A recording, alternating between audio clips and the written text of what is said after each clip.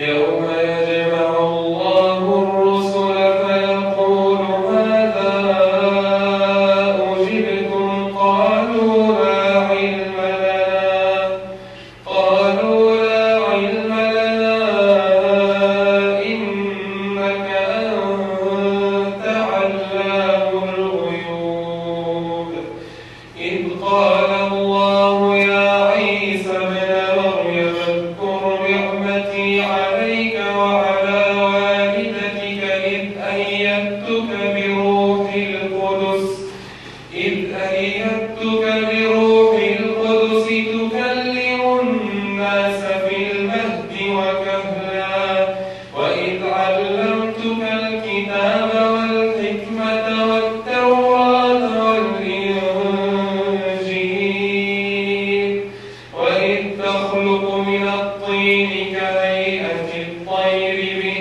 وإذ تخلق من الطين كهيئة الطير فتنفخ فيها فتكون طيرا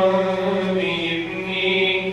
وتبرئ الأكمه والأبرص بإذني وإذ تخرج الموتى بإذني وإذ كففت بني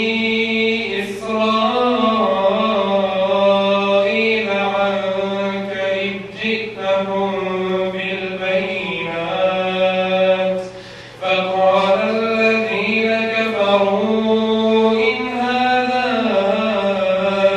إلا سحر مبين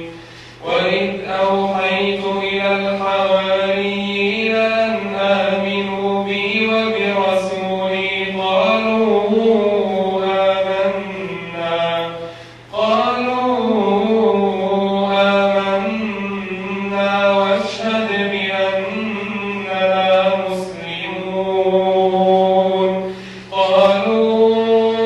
آمنا واشهد بأننا مسلمون إذ قال الحواريون يا عيسى ابن مريم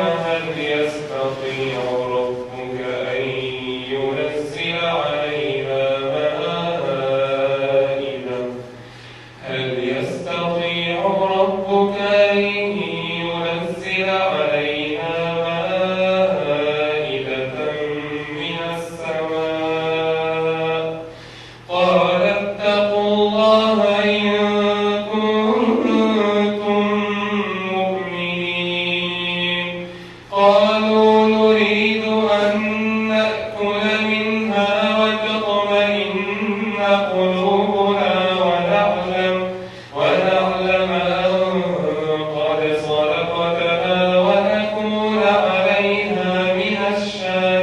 الشاهدين قال عيسى ابن مريم اللهم ربنا أنزل علينا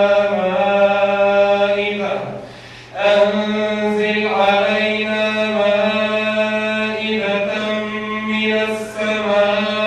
السماء تكون لنا عيدا لأولنا وآخرنا وآية منك وارزقنا وأنت خير الرازقين قال الله إني منزلها عليكم فمن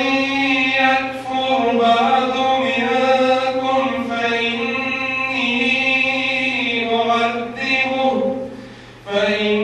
فإني أعذبه عذابا لا أعذبه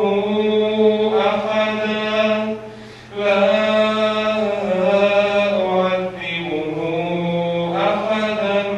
من العالمين وإذ قال الله يا عيسى ابن مريم